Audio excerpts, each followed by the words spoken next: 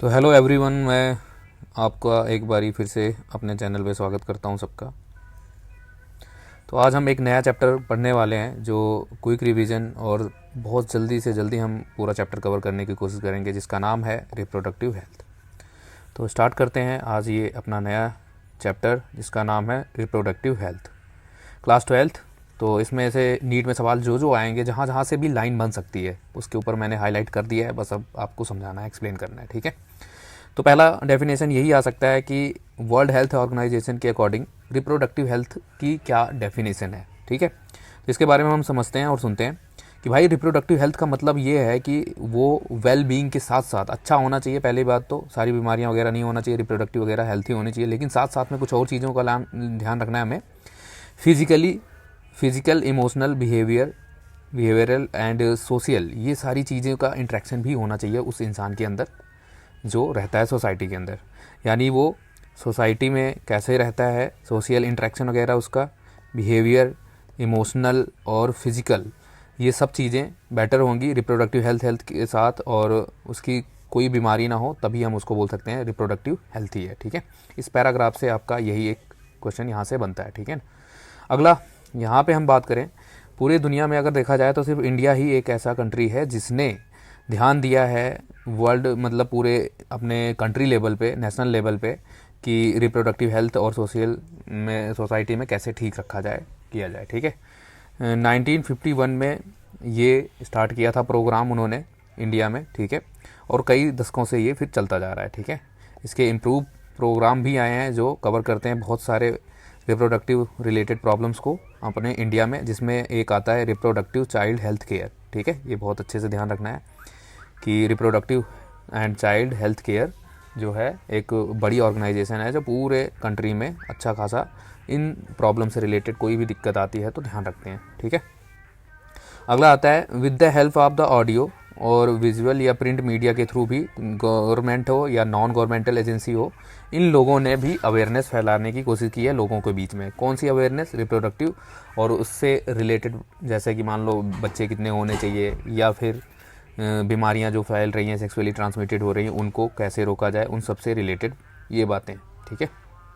इस पैराग्राफ में बाकी आके कुछ खास नहीं है, यहाँ पे है एमिनियोसिंथेसिस। तो एक प्रोसेस होता है जिसके थ्रू हम डिटेक्ट करते हैं कि कोई एक अगर डिजीज़, जेनेटिकल डिजीज़ अगर बच्चे के अंदर है तो हम उसको डिटेक्ट कर लेते हैं। अगर वो क्योरेबल है तो हम उसका क्योर कर सकते हैं at the time of embryonic stage. लेकिन इसका गलत यूज़ भी हुआ कि बच्चे के लिंग का पता करते थे मेल है या फीमेल है, जिसकी वजह से इसको बैन कर दिया गया था। कुछ कंडीशंस लगा दी गई और बैन हो गया कि सब लोग ऐसे नॉर्मली नहीं पूछ सकते, कुछ ही तरीके से पूछा जा सकता है। जैसे कुछ केसेस लिखे हैं कि ये कब हो सकता है, किस तरफ, किस टाइम पे आपको अलाउ करेंगे, कि गवर्नमेंट मतलब इस चीज़ों को अलाउ करती है कि आप पूछ सकते हैं, ठीक है। तो इसमें यही बात बताई गई है। तो इसमें फीमेल फेटिसाइड ज़्यादा हो रहा था, और मेनली ये जो एमनियोसिंथेसिस प्रोसेस होता है वो किसके लिए होना चाहिए था, तो वो haemophilia, down syndrome, sickle cell anaemia, ये सब बीमारियां जो जेनेटिकल डिसऑर्डर है, इनको चेक करने के लिए। अगला लिखा है कि यहाँ पे एक मार्क किया गया है, सहेली एक ओरल कंट्रासेप्टिव पिल्स है जो फीमेल्स के लिए बनाई गई थी, ठीक है। और कहाँ पे बनाई गई थी? Central drug research institute of Lucknow, Lucknow में बनाया गया था, central drug research institute Lucknow. तो यहाँ पे बनाया गया था। ये ओरल पिल्स क्या है कि मतलब प्रेगनेंसी नहीं होने देती, जब तक फीमेल चाहती है कि वो प्रेग्नेंट ना हो तब तक ये पिल्स का वो खा सकते हैं, ठीक है। अगला हम टॉपिक पढ़ते हैं यहाँ पे, population stabilisation and birth control. पूरी दुनिया की बात करें तो 1900 में 2 बिलियन यानी कि 200 करोड़ की आबादी थी, ठीक है। और ये धीरे धीरे 2000 तक पहुँचते पहुँचते 6 बिलियन हो गई, और 7.2 बिलियन हो गई 2011 में। सेम ट्रेंड इंडिया में भी फॉलो हुआ।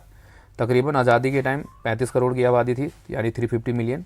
फिर धीरे धीरे जैसे जैसे एक टाइम आया 2000 का, यानी हमने टच किया 2000 सन, तो आज़ादी की खुशी में देखो कितनी जनसंख्या हो गई, 1 बिलियन, यानी बिलियन के करीब पहुंच गई, ठीक है। तो यही एक और चीज़ देखा गया कि 2011 में 1.2 बिलियन हो गई। अब भाई जनसंख्या अगर लगातार बढ़ रही है तो ये तो एक समस्या हो गई है, बेरोज़गारी फैलेगी, भूखमरी फैलेगी, और कपड़े जैसे बेसिक ज़रूरतें जो हैं वो भी चीज़ें हमारी कम होने लगेंगी। तो इस चीज़ को मेनली माना गया कि ये क्यों ऐसा हुआ कि जनसंख्या अचानक से बढ़ी। तो कुछ अच्छी चीज़ें आई जो हेल्थ रिलेटेड फैसिलिटी थी, जैसे मैटरनल मोर्टिलिटी कम हो गई, इन्फेंट मोर्टिलिटी कम हो गई। ये सब मेनली यही हुआ था कि भाई अच्छा हमारा जो है हेल्थ ऑर्गेनाइजेशन अच्छी होने लगी थी, जिसकी वजह से ये हुआ। ये तो अच्छी बात है ना, मरना और मतलब बच्चा सही पैदा हो, ये तो अच्छी बात है। लेकिन ये लोगों की मेंटेलिटी थी ना कि पहले से लोग सोचते थे कि अगर पहले उनके ज़्यादा बच्चे होते तो वो यही सोचते थे कि क्या पता इनमें से कितने ज़िंदा रहें, कितने मर जाएं, इसलिए वो ज़्यादा बच्चे पैदा करते थे। तो जो सर्वाइव करते थे वो 1, 2 या 3 ही करते थे, क्योंकि बाकी बीमारियों से डेथ हो जाती थी। तो इस चक्कर में ये बच्चे जो है लगातार, या फिर जनसंख्या लगातार जो है बढ़ रही थी। ठीक है, तो reproductive child health care programme ये इसमें सबसे ज़्यादा इंपॉर्टेंट रोल प्ले करता है, जनसंख्या बढ़ाने में नहीं, इनकी हेल्थ को अच्छा रखने में, मैटरनल और इन्फेंट की मोर्टिलिटी को कम करने में रिप्रोडक्टिव चाइल्ड हेल्थ केयर का अच्छा काम है। ठीक है, अकॉर्डिंग टू 2011 सेंसस के अकॉर्डिंग माना जाए तो पॉपुलेशन ग्रोथ रेट जो है लेस देन 2% है, यानी कि एग्जैक्ट पहले डाटा दिया था 1.7 के करीब एनसीईआरटी में। अब ये नई एनसीईआरटी है तो यहाँ लेस देन 2% ही याद रखना है आपने। यानी कि इसका मतलब समझो, अगर मान लो 2% होता है तो यानी 20 बढ़ रहे हैं कितने 1000 पर ईयर। तो ये तो तुम सोचते रहो कि बड़ी छोटे नंबर है, नहीं भाई, अगर 1000 पे सोचो, अगर 1000 पे सोचो 20 बढ़ रहा है तो 10,000 पे कितना आ गया 200, लाख पे कितना आ गया, फिर समझ गए ना 2000। इसी तरह से करोड़ों में जब देखा जाएगा तो वो जनसंख्या करोड़ों में ही बढ़ेगी एक साल में। तो फिर हमारे लिए तो एकदम ख़तरनाक चीज़ है। तो बेसिक नेसेसिटी वाली चीज़ें जो हैं बहुत कम हो जाएंगी, जिसकी वजह से फिर बहुत कुछ होगा, क्राइम होगा, लड़ाई झगड़ा, दुनिया भरी चीज़ें बढ़ती जाएंगी, हर जगह कंपटीशन बढ़ जाएगा, जैसे आपके नीट में ही देख लो। ठीक है, अगला देखते हैं। तो और एक स्लोगन लगाया गया था और इसका ऐड भी किया गया, हर जगह ऐड की गई, चिपकाया गया पोस्टर्स वगैरह, हम दो हमारे दो, ताकि जनसंख्या को थोड़ा सा कंट्रोल किया जाए। हर एक लोगों को समझाने की कोशिश की जाए कि भाई बच्चे ज़्यादा नहीं अच्छे होने चाहिए, ज़्यादा नहीं है, कम ही रखने हैं, क्योंकि आपकी ज़रूरतों के अकॉर्डिंग ही आप उनका मतलब देखो कैसे करना है, गुजारा कैसे करना है। आजकल कितना खर्चा है, पढ़ाई लिखाई सब कुछ, ठीक है नहीं। तो many couples mostly the young urban, और जो खासकर उन्होंने बोला जो नए नौजवान हैं और शहरी हैं, उनको बोला गया कि भाई आप अडॉप्ट करें चिल्ड्रन को, बच्चों को जो अनाथ आश्रम वगैरह है वहाँ से अडॉप्ट करें। और एक मैरिजेबल एज भी बनाई गई 18 से 21 साल की। अगला जो टॉपिक है उसके बारे में ध्यान से सुनते हैं।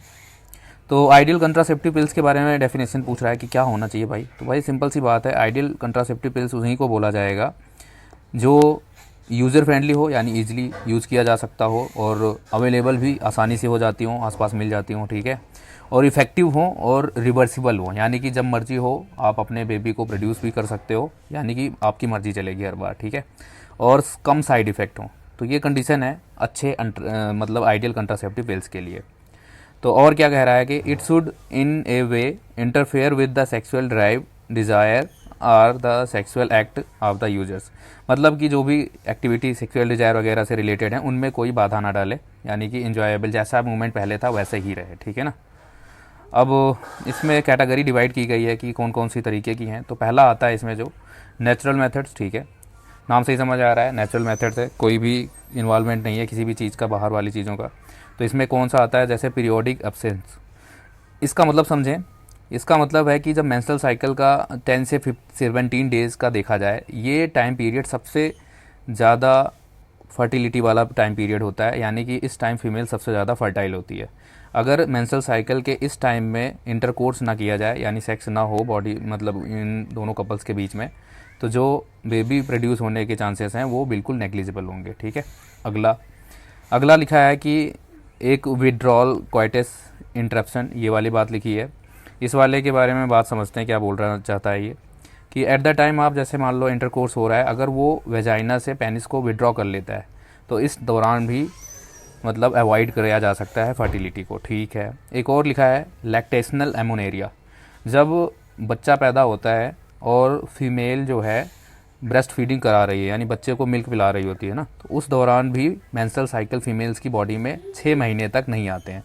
तो मदर ब्रेस्ट फीडिंग में जो है बच्चा जो है जब मिल्क पीता है तो उस टाइम उनकी बॉडी में एस्ट्रोजन और प्रोजेस्टेरोन लेवल हाई होता है, जिसकी वजह से ये इफेक्टिव टाइम पीरियड होता है अप टू 6 मंथ का, यहाँ पे मार्क किया गया है पार्चुरेशन के बाद। तो ये इस टाइम भी बेबी प्रोड्यूस नहीं कर सकते। इस कंडीशन को नाम दिया जाता है लैक्टेशनल एमोनेरिया। अगला लिखा है इस मतलब ये जो नेचुरल मेथड है इनके बारे में एक और बात बहुत हाईलाइटेड है यहाँ पे, कि चांसेस ऑफ द फेलियर तो आप this method are also high. हाँ, यानी कि बहुत ज़्यादा हाई भी है। सिंपल सी बात है यार, अगर नोटिस नहीं किया, ध्यान नहीं रखा गया तो वो तो 100% फर्टिलिटी के चांसेस हैं। तो इसीलिए माना गया है कि फेलियर के चांसेस इसमें ज़्यादा होते हैं। किसमें? नेचुरल में।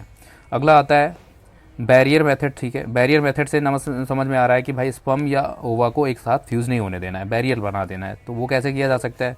तो बैरियर में कॉन्डोम्स वगैरह यूज़ किए जाते हैं जो दोनों के लिए आते हैं, मेल्स और फीमेल्स के लिए। ठीक है, तो ये बैरियर मेथड में आता है। और ये कॉन्डोम के बारे में याद रखना है, कैसे बना होता है? थिन यानी पतले रबर और लैटेक्स से बना होता है। ठीक है, और ये use to cover the penis, या फिर मेल में बात किया जाए तो पेनिस को कवर करने के लिए, और फीमेल में बात किया जाए तो वेजाइना या सर्विक्स को कवर करने के लिए बनाया जाता है। ठीक है और ये यूज़ किया जाता है just before the coitus so that the ejaculated semen would not enter into the female. हाँ, यानी कि क्वाइटिस से पहले इसको यूज़ किया जाता है। ठीक है, रिप्रोडक्टिव ट्रैक्ट वगैरह में लगाया जाता है।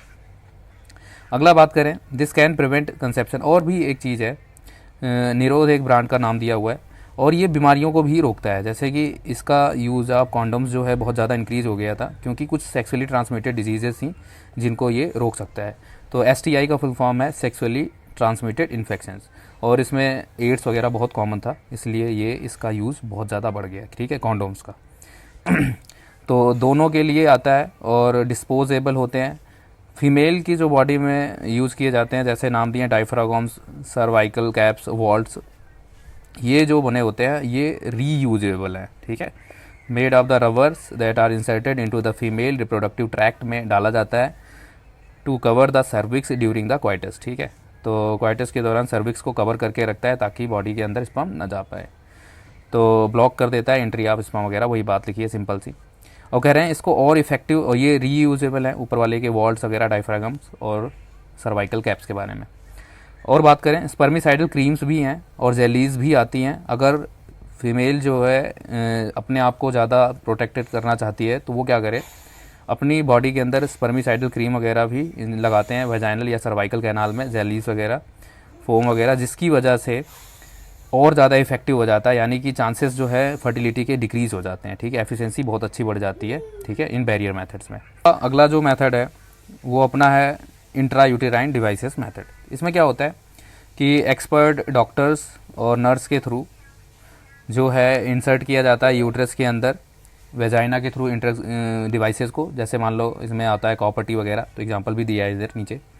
तो इन सब चीज़ों को इंसर्ट किया जाता है, जिसकी वजह से जो फर्टाइल टाइम पीरियड है यानी फर्टिलिटी वगैरह डिक्रीज़ हो जाएगी। जब तक वो चाहे कि प्रेगनेंसी नहीं चाहती है तब तक वो फिर उसको रोक सकती है। ठीक है, तो कैसे है, intra uterine devices are presently available, non medicated, यानी कि जो मेडिसिनल, ज़्यादा अपनी बॉडी से मेडिसिनल कोई चीज़ रिलीज़ नहीं करती, बस सिंपल सी नॉन मेडिकेटेड डिवाइसेस होती हैं। इनका मतलब क्या होगा कि कुछ ऐसा हार्मोन्स वगैरह रिलीज कर रहे होंगे जिसकी वजह से स्पर्म की मोटिलिटी वगैरह को डिक्रीज़ करते हैं। इसमें एग्जाम्पल आता है लिपिन लूप्स का, नॉन मेडिकेटेड है। कॉपर रिलीजिंग मतलब कॉपर आयंस खुद रिलीज कर रहे हैं, तो इसमें एग्जांपल आता है कॉपर टी, कॉपर 7, मल्टीलोड 375। ये 375 जो है ना एरिया होता है उस प्लेट का, जो भी प्लेट उन्होंने बॉडी में इंसर्ट किया है कॉपर की, उसका एरिया कितना है उस चीज़ को बताने के लिए है मल्टीलोड 375। और अगला जो है इसमें लिखा है हार्मोन रिलीजिंग इंट्रायूटेराइन डिवाइसेस हैं, जिसमें नाम है प्रोजेस्टोसर्ट LNG-20। नाम से आ रहा है प्रोजेस्टोसर्ट यानी प्रोजेस्टोन हार्मोन रिलीजिंग है, LNG-20 भी इसी में आता है, LNG-20। ठीक है, तो इंट्रा यूटेराइन डिवाइसेस जो है फाइगोसाइटोसिस ऑफ स्पर्म को इंक्रीज़ कर देते हैं। ठीक है, ये बात याद रखनी है कि क्या करते हैं, इंक्रीज़ करते हैं फाइगोसाइटोसिस ऑफ स्पर्म यूट्रस के अंदर। ठीक है, और कॉपर तो क्या करता है, उसकी मोटिलिटी को कम कर देता है, यानी कि मोटाइल होना चाहिए स्पर्म, अगर फर्टिलाइज करना है तो वो भी उसकी कम कर देगा। क्योंकि देखो ना, कॉपर आयंस जब उसके स्पर्म के साथ चिपक जाएंगे, जैसे स्पर्म में इसके साथ कॉपर आयंस चिपक जाएंगे, हैवी मेटल्स हैं, जिसकी वजह से इसकी स्पीड कम हो जाएगी, मोटिलिटी को डिक्रीज़ करते हैं। ठीक है, अगला, और इसकी वजह से फिर अगर दोनों जैसे स्पर्म मर रहे हैं या तो उसकी स्पीड कम हो रही है, तो इसकी वजह से कैपेसिटी क्या हो जाएगी, उनको फर्टिलाइज करने की कम हो जाएगी ना, फर्टिलाइजिंग कैपेसिटी कम हो जाएगी। The hormone releasing intrauterine devices in addition, अगला जो आ रहा है, make the uterus unsuitable for the implantation at the cervical hostile of the sperm. देखो, जो उन्होंने बोला है हार्मोन रिलीजिंग है, उसका काम समझ लो क्या है। हार्मोन रिलीजिंग वाले जो हैं वो क्या कर रहे हैं कि make the uterus unsuitable, uterus को ही अनसुइटेबल कर देते हैं इम्प्लांटेशन के लिए। इम्प्लांटेशन याद है ना वर्ड, इम्प्लांटेशन का मतलब होता है जब फर्टिलाइज हो गया जाइगोट, फिर उसके बाद डिवाइड करते हुए जो मोरुला आता था तो वो जब यूट्रस के अंदर अटैच हो जाता था उस प्रोसेस को इम्प्लांटेशन बोलते हैं। अब यूट्रस में वो लेयर ही सही से नहीं बनाएंगे, तो जब लेयर ही इंडोमेट्रियम की सही नहीं होगी तो वो क्या इम्प्लांटेशन परफेक्टली नहीं होगा। And the cervix hostile to sperm, ठीक है। और कह रहे हैं जो सर्विक्स वाला एरिया है फीमेल की बॉडी में उस वाले को भी स्पम की मोटिलिटी के लिए कम कर देते हैं, बेकार कर देता है, ख़राब कर देता है, या स्पम वहाँ पे चल ही नहीं पाएगा, ठीक है, अनमोटाइल हो जाएगा। तो ये इंट्रायूटेराइन डिवाइसेस जो हैं उनको आइडियल माना गया है, ठीक है, फीमेल के लिए जो ज़्यादा देर के लिए प्रेगनेंसी वगैरह या बच्चों के बीच में स्पेस चाहती हैं कि एक बच्चा भी हुआ है तो थोड़े दिन के बाद हो, तो उस टाइम के दौरान ये आप मतलब सबसे बेस्ट है यूज़ करने के लिए।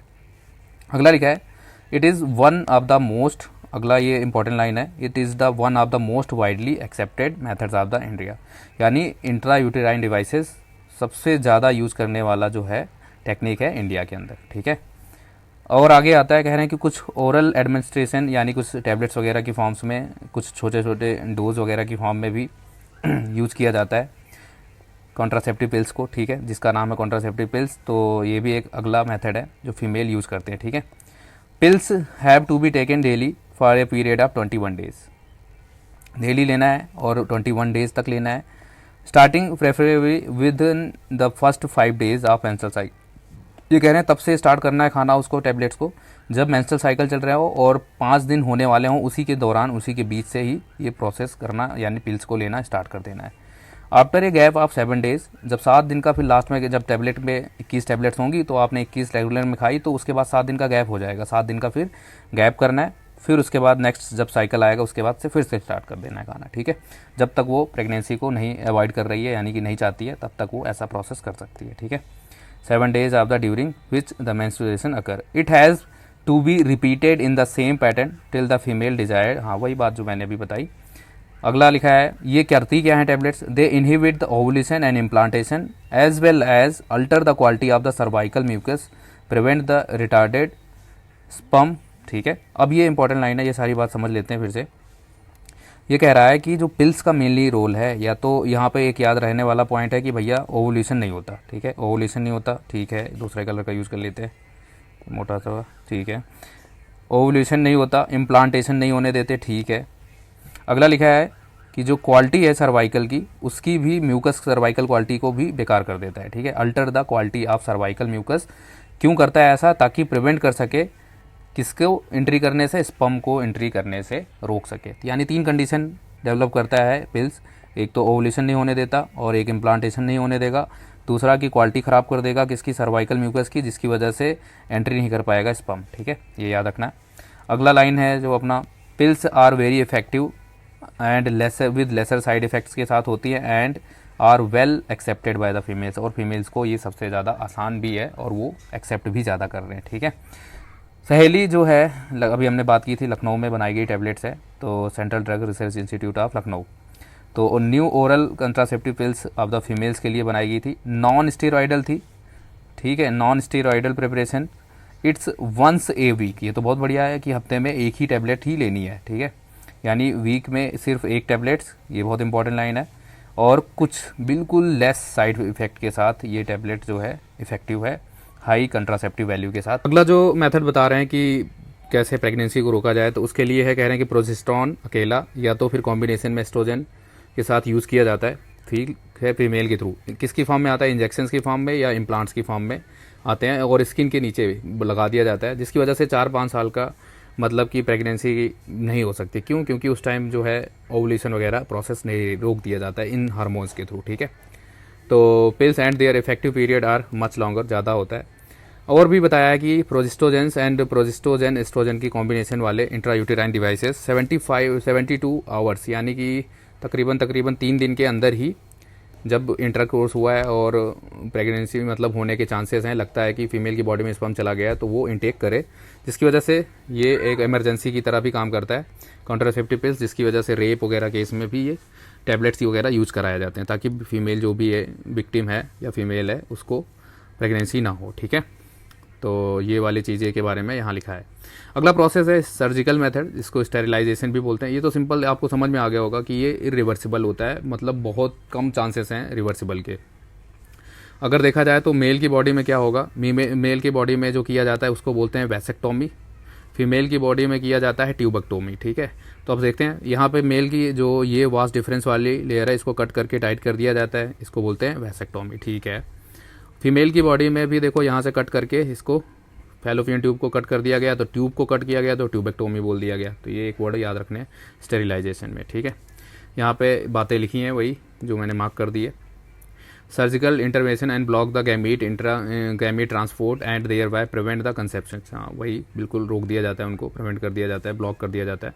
तो ट्यूबेक्टोमी किया जाता था फीमेल के अंदर, वैसेक्टोमी किया जाता है मेल्स के अंदर। वैसेक्टोमी में छोटा सा कट लगाते हैं, small part of the vast difference removed, cut कर दिया जाता है, टाइट कर दिया जाता है उसको। और इंसिजन कहाँ से ये किया जाता है, स्क्रोटम के थ्रू, जो टेस्टिस जहाँ पे प्रेजेंट होते हैं उस स्क्रोटम के थ्रू कट लगा के ये प्रोसेस को किया जाता है। ठीक है, यहाँ पे बात लिखी गई है, ये लिखा है। अगला लिखा है फैलोपियन ट्यूब को अगर कट करना है तो ये कहाँ पे कट लगाएंगे, ये भी एक इंपॉर्टेंट लाइन है, एब्डोमन में। ठीक है, एब्डोमन के जो या फिर वेजाइना के थ्रू, दो प्रोसेस हैं, इनके थ्रू जो है कट लगाया जाता है और फिर उसको टाइट कर दिया जाता है। ठीक है, अच्छा आगे हम बात करते हैं, वही मैंने बता दिया था जो यहाँ पे याद है, लिखा है कि रिवर्सिबिलिटी इसकी पुअर होती है, किसकी, स्टेरिलाइजेशन की। अगला लिखा है कि अगर देखो हम ऊपर वाले जो प्रोसेस यूज़ कर रहे हैं जितने भी हैं, ओरल कंट्रासेप्टिव, इंट्रायूटेराइन डिवाइसेस, तो पिल्स वगैरह जो यूटिलाइज़ कर रही हैं फीमेल्स, इसका क्या नुकसान भी है? हाँ भाई, नुकसान तो है। तो देखो क्या क्या हो सकता है, इसके कुछ इफ़ेक्ट्स भी हैं, nausea, abdomen pain, break through, bleeding, ये सब, इरेगुलर मेंस्ट्रुअल साइकिल हो जाते हैं, ब्रेस्ट कैंसर तक डेवलप हो जाता है फीमेल्स की बॉडी में।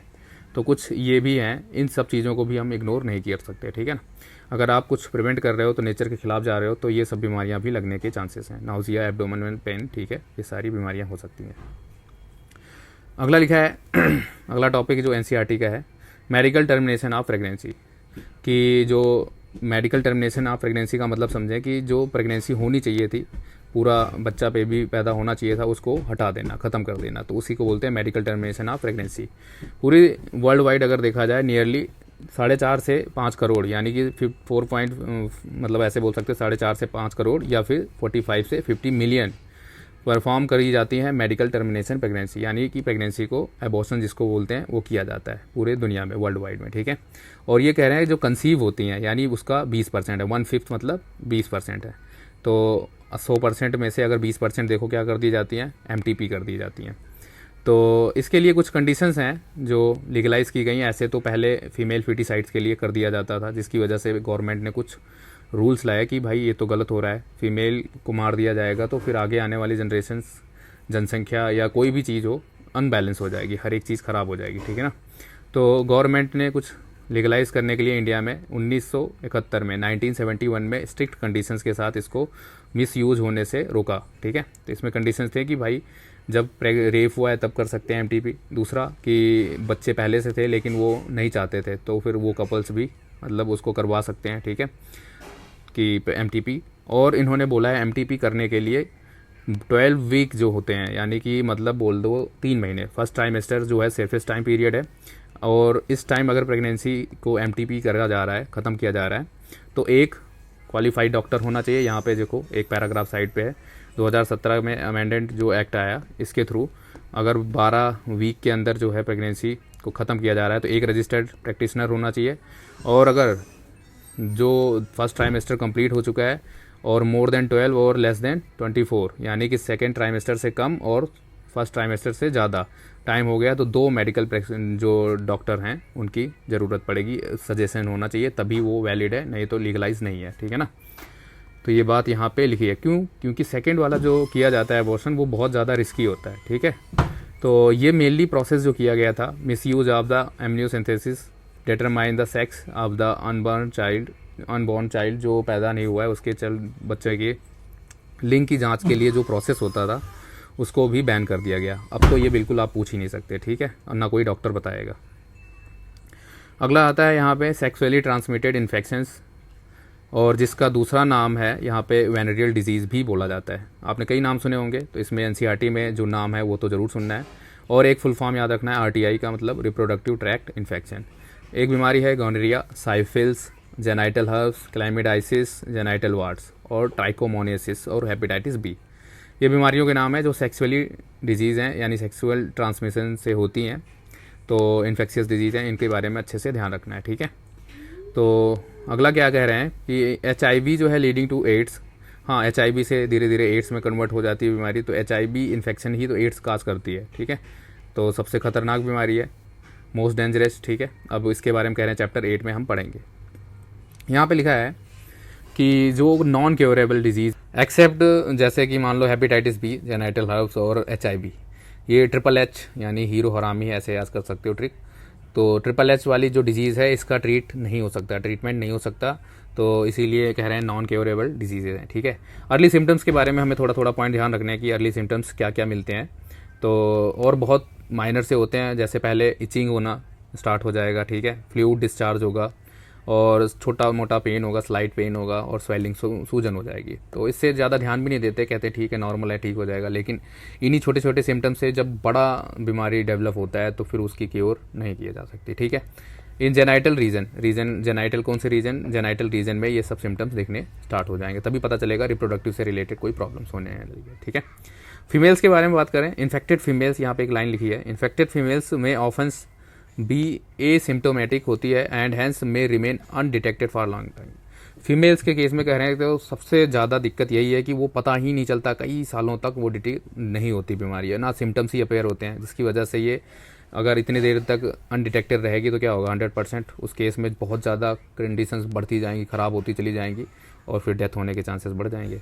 अगला लिखा है pelvic inflammatory disease, PID full form है pelvic inflammatory disease. Abortion, stillbirth, ectopic pregnancy, infertility, even cancer भी हो सकता है रिप्रोडक्टिव ट्रैक्ट में, किसके, फीमेल की बॉडी में। इन सब बीमारियों की वजह से ये सब कंडीशंस डेवलप हो जाती हैं, ठीक है। कह रहे हैं सबसे ज़्यादा जो ये बीमारी में हाई रिस्क होता है फैलने के, वो 15 से 24 साल होता है, जिसमें आप भी अभी इसी एज में हो, तो पता चलेगा कि इस एज में हर एक चीज़ जो है, मतलब ट्राई करने की कोशिश करने की वजह से ये बीमारियां लग सकती हैं। तो इसमें कुछ कंडीशंस लिखी हैं कि avoid the sex with unknown partners, multiple partners, always try to use condoms, ठीक है। और कोई भी डाउट हो तो आप क्वालिफाइड डॉक्टर के पास जाएं और अपनी बीमारी को डायग्नोज करवाएं, ठीक है। तो ये सब कंडीशंस लिखी हैं। इनफर्टिलिटी सबसे बड़ा मुद्दा है, किसी भी देश का हो, चाहे इंडिया हो चाहे बाहर की कंट्री हो, हर एक का इनफर्टिलिटी, जिनके बच्चे नहीं होते वो कितना परेशान रहते हैं, ठीक है ना। तो क्या क्या रीजन्स हो सकते हैं इसके लिखे हैं, reasons could be many physical, बहुत सारे फिजिकल का मतलब हो गया जैसे कि इम्पोर्टेंस, यानी कि पेनिस जो है इरेक्शन नहीं होता। दूसरा, फीमेल जो है एग नहीं प्रोड्यूस करती टाइम पे, जिस टाइम इंटरकोर्स हुआ, इस तरह की कंडीशंस हो सकती हैं। कॉन्जेनाइटल, कुछ डिजीज ऐसी होंगी जिसमें ओवरीज वगैरह भी नहीं डेवलप हुई या फिर टेस्टिस भी डेवलप नहीं हुए, ठीक है। और ड्रग्स, यानी कि बहुत ज़्यादा हाई डोज ड्रग्स ले रहे हैं, इनडायरेक्टली बहुत सारा ड्रग्स खाते जाएंगे, जिसकी वजह से टेस्टिस में स्पर्म का काउंट और फीमेल की बॉडी से एग रिलीज होना बंद हो जाते हैं। या इम्यूनोलॉजिकल प्रोसेस, जैसे कि इम्यून सिस्टम से कुछ गड़बड़ी होगी, हमारे इम्यून सिस्टम ने ही उस टेस्टिस सेल्स को और फीमेल की बॉडी में ओवरी सेल्स को मार दिया। इवन फिजियोलॉजिकल, यानी कि कुछ कंडीशंस भी हैं आसपास की जो इसकी वजह से ये फर्टिलाइजेशन पीरियड ख़त्म हो गया, ठीक है। तो इन सब चीज़ों की वजह से हो सकता है। तो यहाँ पे लिखा है कि however where such corrections are not possible, कह रहे हैं जो ये कंडीशंस हैं अगर मान लो पॉसिबल नहीं होंगी, ठीक नहीं कर पाएंगे, तो इन सब कपल्स का क्या इलाज है, कैसे किया जाए। तो इसके लिए एक प्रोग्राम बनाया गया है जिसका नाम है असिस्टेड रिप्रोडक्टिव टेक्नोलॉजीज़। इन टेक्नोलॉजी के थ्रू टेस्ट ट्यूब बेबी वगैरह प्रोग्राम किया जाता है, बच्चे को टेस्ट ट्यूब लैब के अंदर बनाया जाता है, फिर डेवलप करने के लिए फीमेल की बॉडी में डाला जाता है। तो इन सब टेक्नोलॉजी के लिए आया है असिस्टेड रिप्रोडक्टिव टेक्नोलॉजीज़। अब अगला आता है in vitro fertilization. Vitro word आता है लैब के लिए, तो लैब के अंदर अगर फर्टिलाइज किया गया है तो इन विट्रो वर्ड लगा दिए जाते हैं, ठीक है। सिमिलर कंडीशन दी जाती है जैसे फीमेल की बॉडी में, और सिर्फ लैब में उसको फर्टिलाइज किया जाता है। जब वो एम्ब्रियो बन जाता है, जब एम्ब्रियो बन जाता है तो उसकी फिर उसको हमने ट्रांसफ़र करना होता है फीमेल की बॉडी के अंदर, ठीक है। तो इस प्रोग्राम को मेनली कॉमनली नोन किया गया है टेस्ट ट्यूब बेबी प्रोग्राम। क्या बोला गया है, वाइफ जो है या डोनर जो भी है वो ओवा देगी, फीमेल की बॉडी से एग मिलेगा, ओवा मिलेगा, और स्पर्म जो है डोनर या हस्बैंड देगा, ठीक है। उन दोनों को कलेक्ट किया जाता है और जाइगोट को बनाया जाता है सिमिलर कंडीशन में, लेकिन कहाँ पे, लैब के अंदर, ठीक है।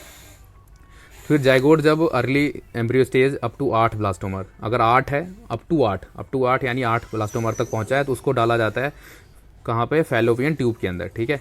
जाइगोट, इसको फुल फॉर्म बोलते हैं जाइगोट इंट्रा फैलोपियन ट्रांसफ़र। अगर 8 से ज़्यादा हो जाएगा, मोर देन 8 हो जाएगा, तो उसको ट्रांसफ़र कर दिया जाता है यूट्रस के अंदर। देखो जब फर्टिलाइज हुआ था एग फैलोपियन ट्यूब के स्टमक जंक्शन पे, फिर वो डिवाइड करता हुआ आगे बढ़ता है, तो 8 तक तो वहीं रहता है, जैसे 8 से ऊपर हो जाता है तो वो आ जाता है यूट्रस के अंदर। तो सेम कंडीशन उसी को समझते हुए इन्होंने वो बताया कि जाइगोट अगर 8 तक है तो उसको हम फैलोपियन ट्यूब के अंदर डालेंगे, अगर उसकी कंडीशन 8 से ज़्यादा है तो हम उसको यूट्रस के अंदर डालते हैं, ठीक है। तो इस तरह से ट्रांसफ़र कर दिया जाता है। फिर उसके बाद वो कंप्लीट डेवलपमेंट होगा और फिर बच्चा पैदा हो जाएगा। Embryo found by the in vivo fertilization. In vivo का मतलब अब फीमेल की बॉडी में एम्ब्रियो बनेगा, ठीक है। तो इसमें केस में क्या हो सकता है कि मेल हो सकता है गैमीट प्रोडक्शन ना कर रहा हो, यानी स्पर्म ना ही प्रोड्यूस किया, या फीमेल की गैमीट्स के अंदर कोई दिक्कत हो। तो इन केसेस में डोनर जो होते हैं, मतलब कि किसी का अगर स्पर्म सही नहीं है तो स्पर्म को डोनेट करवा दिया जाता है, अलग से ले लिया जाता है। और अगले कंडीशन में अगर मान लो गैमीट या ओवा वगैरह प्रोड्यूस नहीं कर पा रही है फीमेल, या फिर मेल जो है स्पर्म प्रोड्यूस नहीं कर पा रहा है, तो उस केस में हम गैमीट ट्रांसफ़र करते हैं, ठीक है। तो जैसे फीमेल की बॉडी में अगर ओवम नहीं बनाया तो हम क्या करेंगे, गैमीट इंट्रा फैलोपियन ट्रांसफ़र, यानी गैमीट को ट्रांसफ़र किया जाएगा कहाँ पे, उसके फैलोपियन ट्यूब के अंदर, ठीक है। और अगला लिखा है who can not produce one but can provide suitable environment. वही बताया, ओवा जो प्रोड्यूस नहीं करते उनके अंदर गैमीट ट्रांसफ़र किया जाएगा, ठीक है।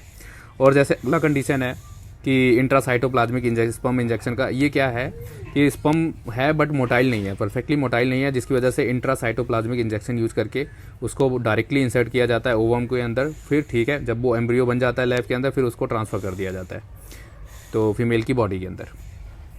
अगला लिखा है ये केस है तब कि जब inability of the male partner to inseminate, यानी वो इंसेमिनेट नहीं कर पाता, तब ये वाली कंडीशन डेवलप होती है। स्पर्म इंजेक्शन वाली हम इंट्रासाइटोप्लाज्मिक इंजेक्शन स्पर्म इंजेक्शन से ट्रीटमेंट करते हैं। अगला लिखा है the females due to very low sperm counts in the ejaculates could corrected by artificial insemination. वही बता रहे हैं कि अगर स्पर्म काउंट कम है तो उस केस में आर्टिफिशियल इंसेमिनेशन किया जाता है फीमेल की बॉडी में, ठीक है। AI टेक्नोलॉजी इसको बोलते हैं। तो अगला है semen collected either from the husband और healthy donor is artificially introduce किया जाता है आइदर इनटू द वाजाइना और into the uterus. Intra uterine insemination इस प्रोसेस को बोला जाता है, ठीक है, जो फीमेल की बॉडी में डाला जाएगा, ठीक है। अगला लिखा है कि ये सब टेक्नोलॉजी तो हम बना रहे हैं, लेकिन अब क्या है, इमोशनली रिलीजियस सोशल फैक्टर्स भी हैं बड़े सारे, जिसमें लोग ये सब चीज़ें नहीं मानते कि नहीं नहीं नेचर के ख़िलाफ़ है, ऐसा ऐसा है। तो लेकिन अब ये जो टेक्नोलॉजी ऊपर है ये बहुत आसान भी नहीं है, बहुत ज़्यादा कॉस्टली है और पैसा भी बहुत ज़्यादा लगता है। तो इतना हर एक कोई एडवांस टेक्नोलॉजी है तो इतना कोई अडॉप्ट भी नहीं कर सकता। तो कह रहे हैं कि ज़्यादातर लोगों को क्या करना चाहिए, कुछ लीगल जो इश्यूज़ वगैरह बनाए गए हैं उसके थ्रू जो ऑर्फन बच्चे हैं, अनाथ बच्चे हैं, उनको गोद ले लेना चाहिए, ठीक है। इस समरी से भी कुछ सवाल बन सकते हैं, तो यहाँ से भी मैंने एक मार्क किया है लाइन। यहाँ पे लिखा है इनएबिलिटी टू कंसीव और produce children even after 2 years unprotected sexual combination के बाद, कोहैबिटेशन के बाद भी, तो उसको हम बोलते हैं इनफर्टिलिटी। सिंपल सी बात है, अगर बार बार इंटरकोर्स हो रहा है और तकरीबन कितने साल हो गए हैं, 2 साल, अगर इतने साल में भी बेबी प्रोड्यूस नहीं हुआ, तब हम उस कपल को बोलते हैं कि इनफर्टाइल कपल्स हैं, ठीक है। इनफर्टिलिटी है और किसी एक के अंदर हो सकती है, मे बी दोनों के अंदर हो। अगला लिखा है वेरियस मेथड्स जो है are now available help such couples, वही जो अभी हमने पढ़ा था इन विट्रो वगैरह। In vitro fertilization followed by transfer of the embryo into the female genital tract is one such method is commonly known as test tube baby program, ठीक है। बहुत इंपॉर्टेंट लाइन है कि भाई इसमें क्या क्या बोल रहा है। तो इन विट्रो फर्टिलाइजेशन के बाद फर्टिलाइजेशन करवा दिया गया, फिर एम्ब्रियो को ट्रांसफ़र कर दिया गया जेनाइटल ट्रैक्ट के अंदर, ठीक है, जहाँ पे फैलोपियन ट्यूब हो सकता है, यूट्रस हो सकता है। तो इस प्रोग्राम को हम क्या बोलते हैं, टेस्ट ट्यूब बेबी प्रोग्राम। तो ये आपका पूरा कंप्लीट चैप्टर ख़त्म हो गया है। तो थैंक यू, कैसा लगा आपको कमेंट में ज़रूर बताएं, बार बार रिवाइज़ करें। Best of luck for NEET exams.